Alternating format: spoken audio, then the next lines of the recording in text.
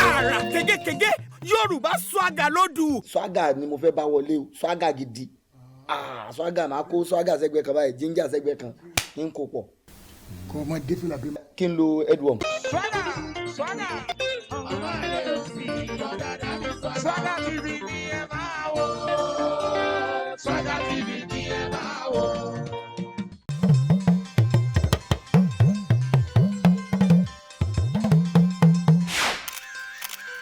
I say, I am wonderfully and fearfully made. Be sure of what you're saying. I am wonderfully and fearfully made. I resemble God and I belong to Him. Can I hear you say that? And that is why the devil trembles whenever he hears me say, I am the apple of His eyes. Hallelujah. It's a great honor to be here once again. I'd like to celebrate our daddy and mom, Olubori. Can you please put your hands together for Jesus in their lives? Daddy, thank you. Mommy, thank you. God bless you. Come on, celebrate Bishop for me. Celebrate Bishop for me. God bless you, sir. Hallelujah. Celebrate the ministers of God in the house. Celebrate Mrs. Agbe. Celebrate my Oga in the house. My Oga is in the house. Yes, that is who I went to the studio with. It's no other person but Benga Adeusi Abati. Hallelujah. God bless you, sir. God bless you, sir. I love you, sir. Thank you so much, sir. I wanted to celebrate KBAC. See me, Akmole of Eden. Can you please put your hands together for Jesus? KBAC, put your hands together for Jesus in His life. Hallelujah. Hallelujah. Hallelujah. Amen. Celebrate Ojo Pagogo. Celebrate my brothers in the Lord. Celebrate my brothers in the theater and inside the Lord. Inside the Lord, outside and inside. Ijebu. I never forget that song, Ojo. Mori moto atata lono. Mori olowo to koja. Hallelujah. Amen. Can you please celebrate my brother? Don't think otherwise, so. Because when I get there, you might, my brother, my egbon, my oga, and my boyfriend. Celebrating Kaifele. Hallelujah. God bless you, sir. Thank you for this wonderful privilege, sir. Thank you, sir. We never take it for granted. All the time, I see you that way, and I love seeing you that way. God bless you, sir. Hallelujah. Amen. Celebrate all the people from UK. They are my people. UK branch. They are my people. Celebrate UK branch for me. Hallelujah. Amen. Come on, lift up your hands to Jesus and begin to celebrate Him. Bí ọwọ́ rẹ sókè ní ipá tó borí gbogbo ipá, okun tó borí okun, èémí tó kọjá ìmísí. Ọba tó fi ẹwà fún ibi tó fèrè ló fòkè, ó fi ìmọ́lẹ̀ fún sánmọ̀.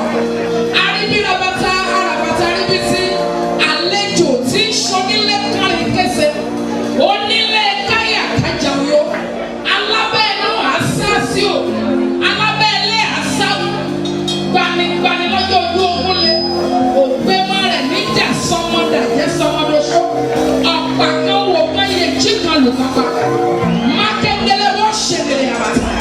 Who is like unto thee, glorious in holiness, fearful in praises, doing wonders always. Hallelujah. Come on, in the next 60 seconds, open your mouth and begin to celebrate it. Can you say some sweet words to the King of Kings, the Lord of Lords? Say some sweet words to Him. Beni adeda ashera, bega dada, sọpé Ọlọ́run ni, wo bó bá sọpé Ọlọ́run ni Ọlọ́run náà. Bó bá sọpé Ọlọ́run ni Ọlọ́run náà. Ipò tó wà tàbí wàhálà tó ń dojúkọ kò ní kó má jẹ Ọlọ́run mọ́. Tó o bá pè lọ́lọ́run, ó kàn sí ẹnu rẹ dáadáa. Tó o bá pè lọ́lọ́run, kò dá kankan. Torí pé Ọlọ́run náà gbé ọwọ́ rẹ sókè. Sọ pé apá mi tí mo gbé sókè tó o bá dá owó nílé gbé sókè. Tí o bá ń ṣe òun ló dá apá yẹn o nílé gbé sókè. Ẹnu tó o fi sọ̀rọ̀ bí o bá ṣe kó òun ló dá tí o sì gbá lọ́wọ́ ẹ̀ o nílé fi sọ̀rọ̀. Kárí bá dá ṣe nílé bọ́ọ̀sì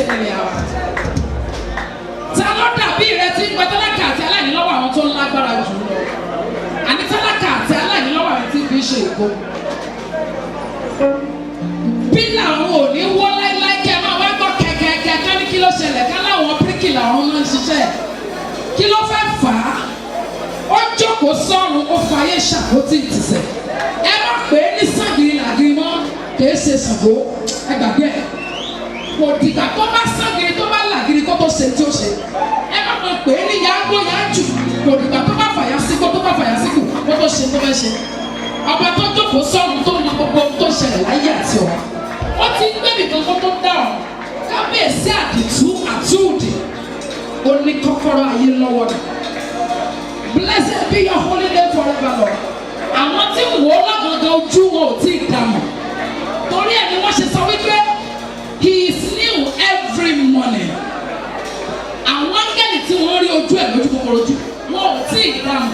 Tí wọ́n bá ti dorí bolẹ̀ tí wọ́n sọ pé kábíyèsí mímọ́ Olódùmarè káwọn tó ṣí ní kákè kó tún ti dàgbọ̀. Káyidà sẹ́lẹ̀ ẹ̀rọ òṣèlú. Blessed be your holy name forever, Lord. We give you all the glory. Ọba tí ń gbàdọ̀bálẹ̀ ọba. Ọba tí ń fọba jẹ. Ọba àwọn ọba. Olórí ayé. Ọ̀rọ̀ gbọ́dọ̀ gàn-ín. Àṣírí ayé òun ọ̀hún. Kábíyèsí Olódùmarè. Mo wá rí fún ọ. Torí pé kò sẹ́ni tó dàbí rẹ̀. I worship your majesty. Are you saying something to him? Are you saying something to him? Are you saying beautiful things to him? He is beautiful beyond description. Wọ́n tó ọba ló fáìn ẹ̀ tó fáìn jù ọ lọ́nà. Tó ọba ló lówó ẹ̀ tó lówó jù ọ lọ́nà. Ọba sọ pé olóko o sì lókìkí ẹ̀ tó lókìkí jù ọ lọ́nà. Kábíyèsí Olódùmarè. Blessed be your holy name. Kábíyèsí. Thank you, Lord Jesus. You are the Lord. That is your name. You will never share your glory with nobody. You will never share your glory with anybody. Almighty God. That is your name. Ìgbéga ni ọ́, Ọlọ́run ojú ọ̀run òun ayé lọ. Ìgbéga ni ọ́, Ọlọ́run ojú àwọn òkè lọ. Ìgbéga ni ọ́, Ọlọ́run, Ọlọ́run ìmọ́lẹ̀ wa. Títóbi ni ọ́, Ọlọ́run ojú ọ̀run òun ayé.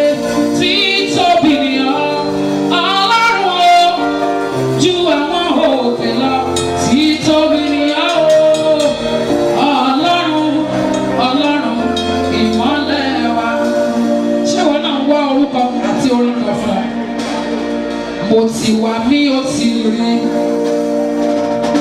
Mo ti wà mí ó ti rí àsátúrò. Ọba tó dàbí bàbá àgbà. Ẹ̀rù jẹjẹ ọkọ Fáráò ó yọ.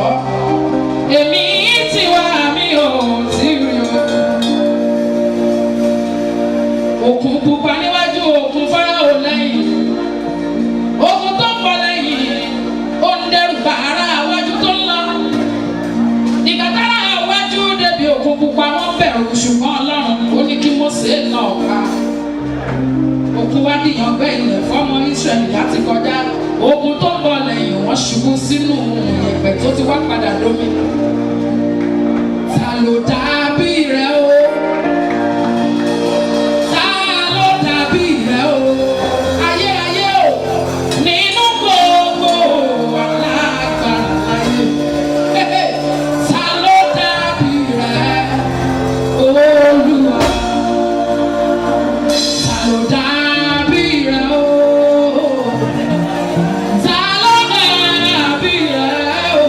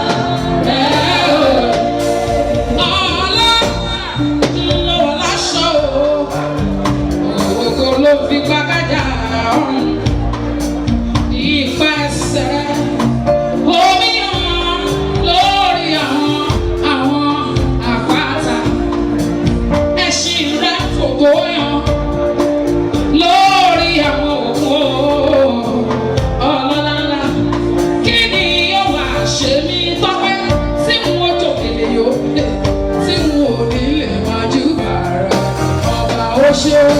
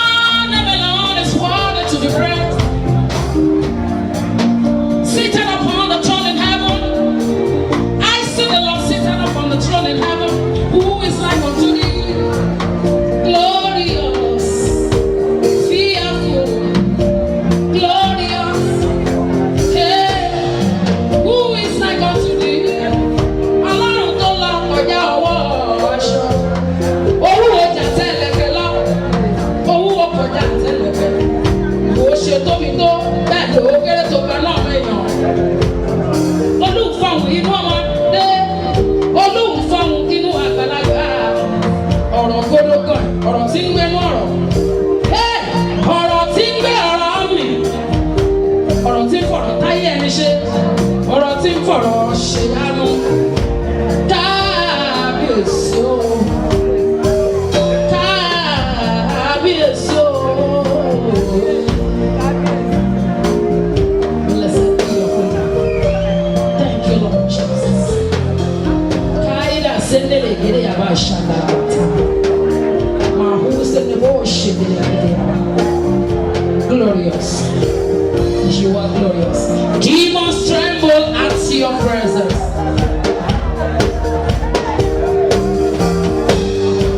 What a mighty God we serve. Glory, glory, hallelujah. Daddy, everything written about you.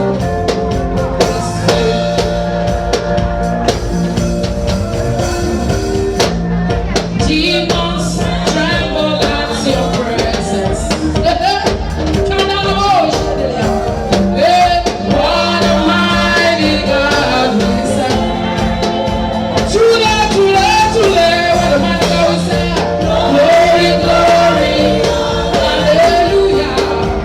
Everything, everything, everything, the whole is filled. Ó ti tóbi tó lánú rẹ̀ tóbi.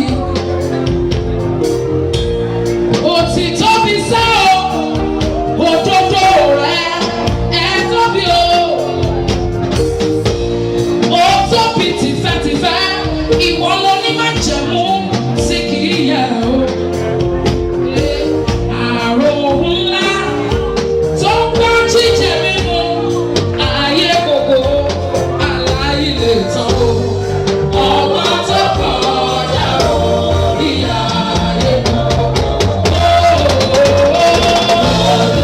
Olúwa tóbi o, ó tóbi o, ó tóbi o, tóbi o, ó tóbi. Ó tóbi o, kò sẹ́ni tó lè fi ṣàfiwé. Kò sí ẹ̀dá náà tó lè fi ṣàkàwé. Ó tóbi gidi gan ni o. Ta lè fi ṣàkàwé rẹ̀ o? Ó tóbi, Olúwa. Blessed be your holy name.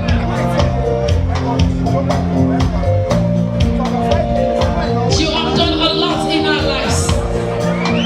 And that is why the church of God is here today. To say thank you, Lord. To say thank you, Lord. That is why our daddy and our mommy is saying thank you. Bàbá Olúborí àti ìyá Olúborí wọ́n sọ pé ògo ni fún ọmọ rẹ̀ lókè. Kábíyèsí o. Olúkọ́mọ ọ̀run àjọsìn Olúmarè. Ọ̀pá tí ń kalẹ̀ ó kàn án mìnìmìnì òjò tí yára ń dẹ́yìn. Òwò wà kíkọ́ padà bọ̀ sípò ọlọ́run sọ̀tọ̀ padà lẹ́tọ̀ọ́ ògo. Ọba tí ń ṣe gbogbo lásìkò lásìkò. Kábíyèsí Olódùmarè. Ayọ̀ o, kò sẹ́ni tó dàbí rẹ̀. Casting crowns, lifting hands, bowing hearts is all we have come to do. Casting crowns, lifting hands,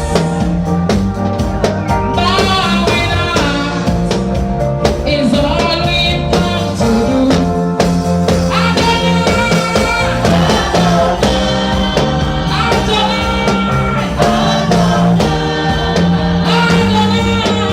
Adonai, you reign on earth, you reign on over us. In your name, singing Adonai, you reign on earth. Olúborí ń kí ọ o. Ó ní èmi máa dúpẹ́ Olúwa. Ó ti jójójó látàárọ̀, grateful heart. Ó ní mo dúpẹ́.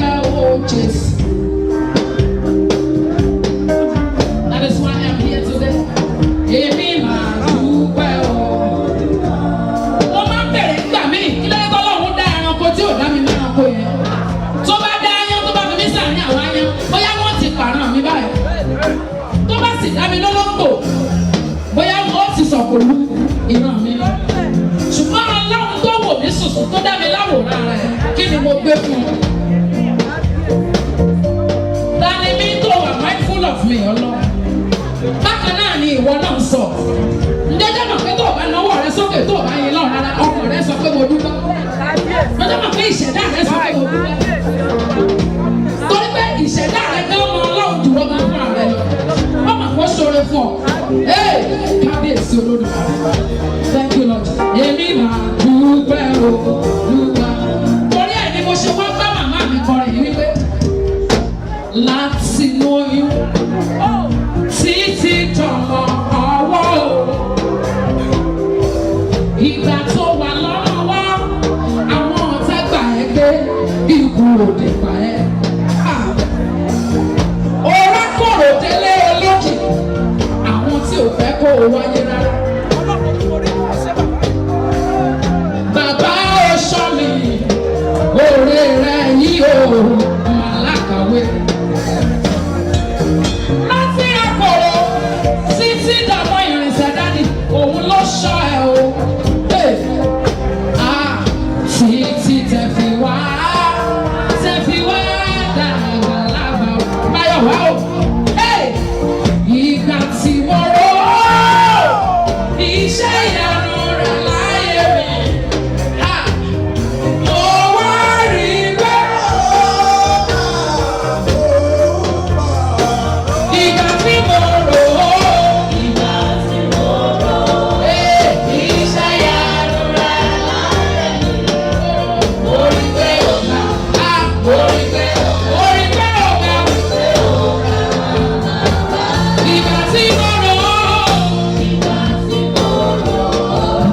iṣẹ́ ìyanu rẹ̀ láyé mi. Mo rí pé ọ̀gá, mo rí pé ọ̀gá, mo rí pé ọ̀gá.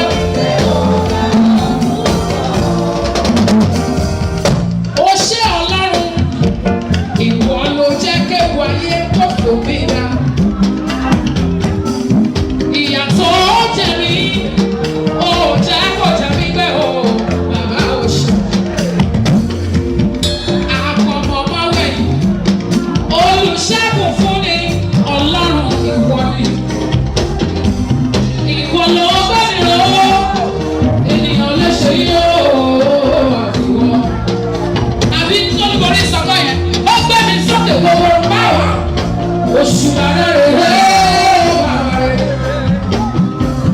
Èyí ni mo ṣe ṣírò fún títí o. Ọmọ orí mi ìwé. Ìgbà tí mo rò ó, ìgbà tí mo rò ó. Iṣẹ́ ìyanu rẹ̀. Mo rí pé ó ga. Mo rí pé ó ga. Mo rí pé ó ga. Ó ga ó ga. Ìgbà tí mo rò ó, ìgbà tí mo rò ó. Ìgbà ayé fẹ́lẹ́, orí ó ga, ó ga, ó ga, ó ga, ó ga, ó ga, ó fò pé ó dà wọ́n lọ. Ìgbà tí mo rò, ìgbà tí mo rò ó. Iṣẹ́ ìyanu rẹ̀ láyé mi o. Orí pé ó ga, orí pé ó ga, orí pé ó ga. Kábíyèsí tì ní àgbẹ̀ orí kó ga, ó ga, ó ga, ó ga. Ọlọ́run tó le tó lè parí. Ó ga o. Orí pé ọ̀gá, orí pé ọ̀gá, ọ̀gá àbúrò. Ogun tẹ́nìyàn ń jà lágbà, ó pọ̀ tó kó ìgbà ìwé lọ, ẹ̀gbọ́n mi dáadáa. Torí ẹ̀yin ayé balẹ̀, táyé orí mú àwọn ológun tó sanra lójúkọ. Ìdí táyé fi lé ní. Oyè ayé Ọlọ́run mímọ́ o. Ojú ogun láyé jẹ́ fẹ́ni tó wáyé láti wá ṣe rere. Mo wá ronú jinlẹ̀, àánú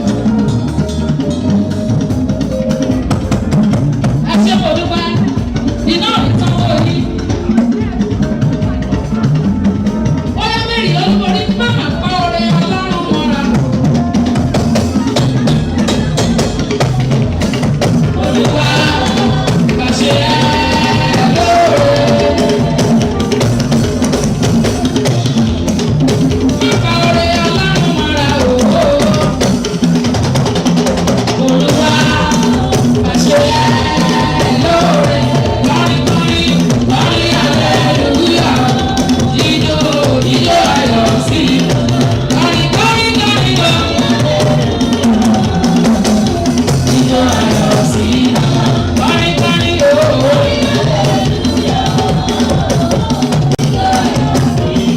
Bishop ẹ bá mi kí Bishop wáyé òkè. Ó ní bàbá náà ẹ kú iṣẹ́ Olúwa Olúwa máa ṣàgbára dọ̀tún dàrí.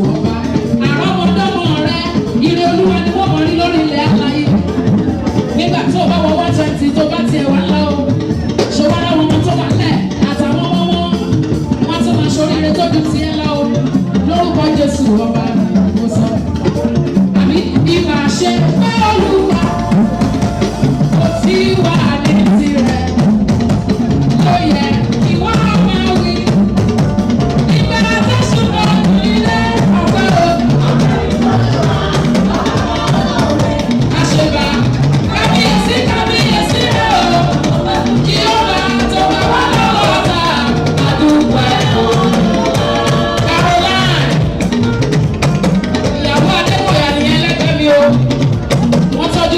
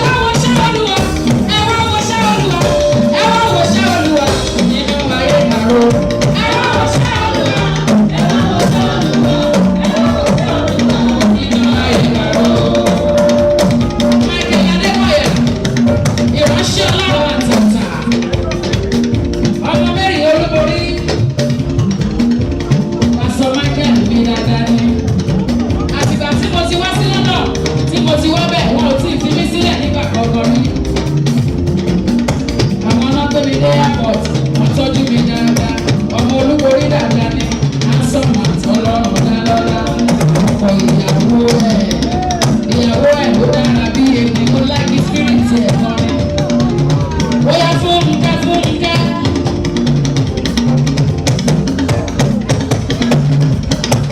ṣeun Korea Fúnkẹ́ kọ́ ṣeun Korea ó dúpẹ́ lọ́wọ́ Elédùmarè ọba ó ní bàbá nígbà tí mo rí ẹ̀ ṣe tó.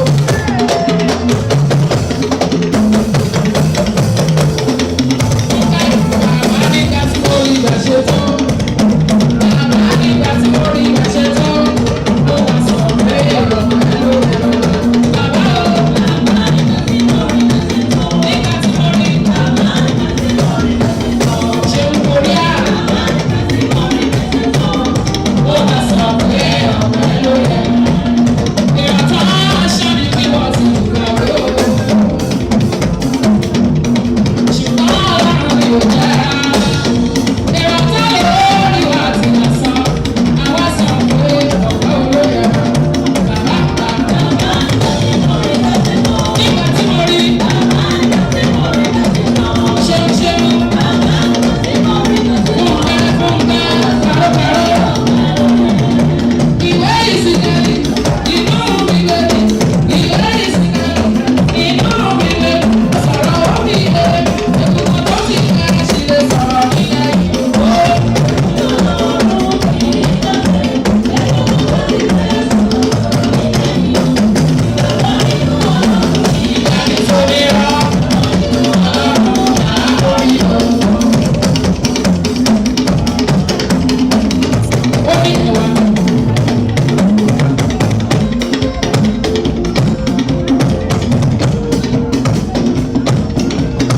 Hallelujah. Dídára ní ìfẹ́, dídára láàbò, dídára ní ìkẹ́kẹ́, dídára láàbò, ó wà lóore, ó wà ní ìbùkún o, ó wà ní ìbùkún ọ, ọba tó ṣe gbogbo nínú gbogbo, dídára ní òkè náà.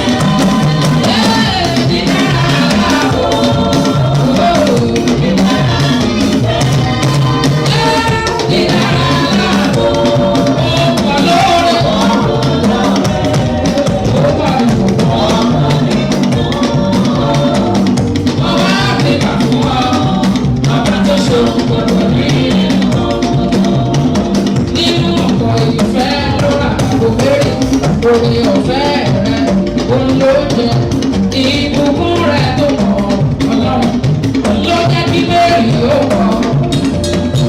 Nínú ògo rẹ̀ lọ́mọ Mary yọ̀, ohun gbogbo ló fi ṣe kẹ́rẹ̀ pátápátá. Ọba ń ro ní ìfẹ́, dídára nìyọ̀, dídára.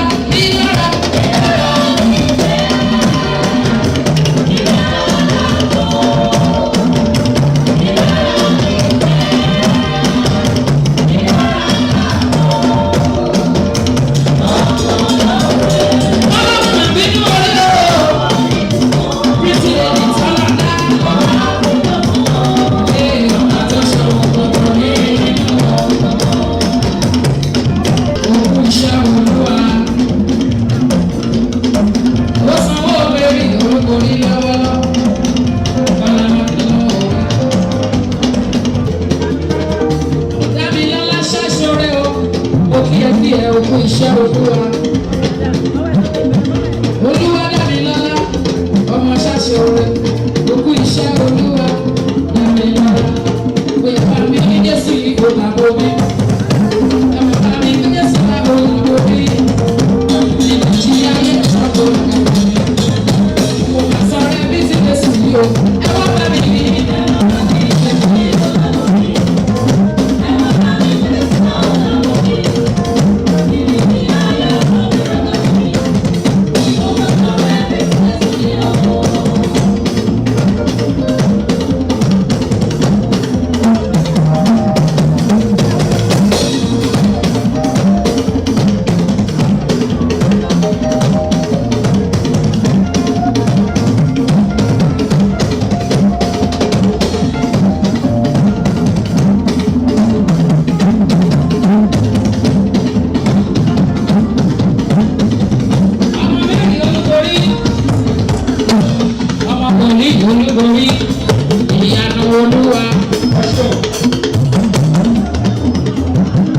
Precious olúborí ìmọ́lẹ̀ Abọ́lájí olúborí. Ó tóbi o Olúwa gíga lórílẹ̀ èdè gbogbo. Gbígbéga níyàn ìwọ tó lógo ní ọ̀run. Púpọ̀ púpọ̀ níyàn ọkọ̀ dá omi òkun àtọ̀sán. Ó ga pọ̀ àjùlọ ó ṣe jùlọ.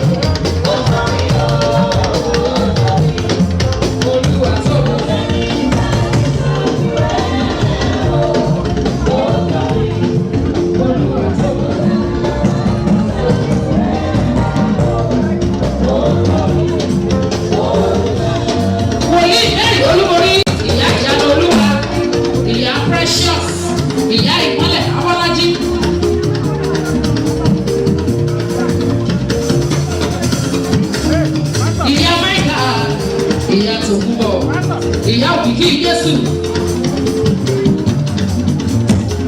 ó ṣàbíamọ dáadáa ọmọ Ọlọ́run ọ̀gá ògo ni gbogbo ìlérí Ọlọ́run ló ṣe nínú ayé ẹ̀ pátápátá àwọn tó tún ṣì máa ṣe ń bọ̀ yàrá àgbẹ̀ ọ̀gá ògo ẹ̀yìn ọlọ́gbọ̀n kò sẹ́ni tó dàbí ẹ̀ bàbá ògo.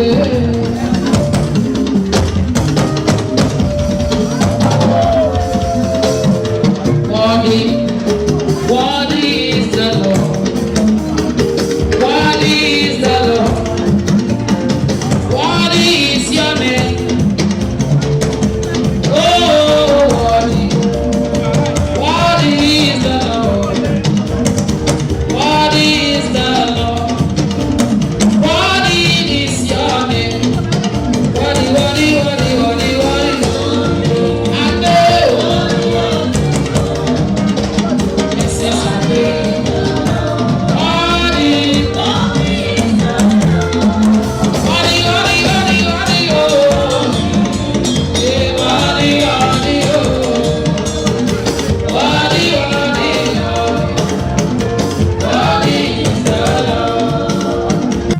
Pastor Bámidélé ni.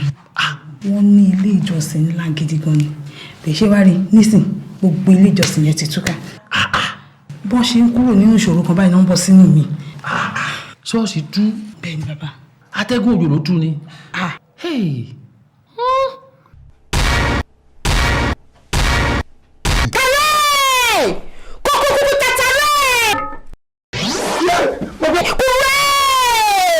Ẹ dákun pásítọ̀ ṣé ẹ lè bá ń la ẹnu yìí díẹ̀ ẹ yà wẹ́ ẹnu ọpẹ́ rè ẹnu yìí ṣe á rí báyìí ọ̀dà ẹ pàdé. Tiwala wada tó swagalicious comical magical film Mr. Latin tí a pè ní Mr. Magic. kò sí nǹkan tó jẹ́ bí ju tó a lè lọ kó máa lọ wájú máa tẹ̀lé lẹ́yìn. Gentlemen, my name is Mr. Magic. ọrùn àwọn kan náà júwèé bí pé tí n bá débi kò sí nǹkan kan tẹ́ ẹ̀ ní ṣe fún mi láti wo mi lágbára. Láìnú ẹ̀, yọ àwọn ẹ̀ síta, dá padà, fọwọ́ ṣe ojú ẹ̀ báyìí. kí lẹ rí ṣẹ́gìrì létí ló ń bọ̀ yìí. Ṣẹ́gìrì létí. ó nìyẹn ẹrù ńlá. wọ́n sì ń gbẹ́ látòrí títí dé hood kò sí bí gàn ṣe lè lé tó tẹ bá fọ́ sí méjì fọ́. èyí tó jẹ́ ṣóńṣó ń bẹ̀ ẹ̀yẹn kan rú mọ́ǹdì kò lè wọlé. bàbá máa wọlé bàbá máa wọlé o. Bashiru Shanga.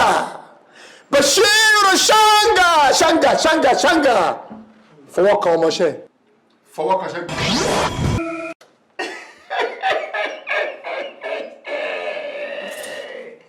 1 million naira ní ògùnbọn original. Ẹ fún mi ní owó àlàáfíà yìí. Ìyàwó yín ńkọ́? Pastor Mrs. Wọ́n wà. Mo fi wọ́n sí ilé gan kí tó jáde kó dà inú àwẹ̀ àtàdúrà gan báyìí náà wà bíríbírí gan gidi bàbá. Kí gbogbo ọ̀rọ̀ yóò tó níyanjú pátápátá. Ìyàwó yóò débi. Ó máa lágbára díẹ̀ sà. Kí ló dé? Pastor Mrs. Láti tẹ̀lé mi wá bí. Ó máa nípọn díẹ̀. A béèrè lọ́wọ́ mi gan pé báwo lèmi gan ṣe débí báyìí. Ẹ máa gbọ́ pásítọ̀. Ìdí pásítọ̀ Mr. fi wá bí. Pastor Mrs. náà débi. Ẹ gbàgbé. Ọ̀kàkà. Tó. Ẹ má bínú. Ọ̀wárìnká Ọláyọ̀mí ọmọ Josephine. Mr. Magic ló sọ̀rọ̀. Ayíkọ́ndú Ọláyẹmí ọmọ Àṣàbí.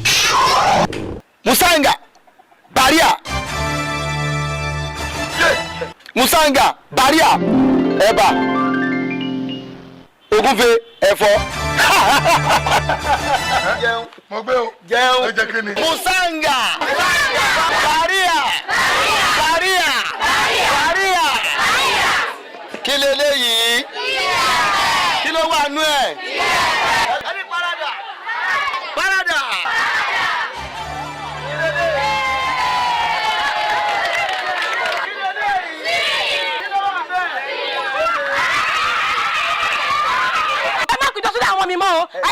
Mo ń gbà tí mo wá pidán ọmọ yín wá yà wá wòran ó wá gba súùtì ọgbà síngọ́ọ̀mù ẹ jọ ṣé mo wọnú ilé yín wá pidán. tí kòkó bá ṣí àwọn ọmọ mi ẹni máa fọlọ́pàá mú. ẹ lè kìlọ̀ fún ọmọ yín tí ọmọ yín ò bá gbọ́ ẹ lè dín ọmọlẹ̀ kẹ́dì ọ̀n sẹ́ni mọ́.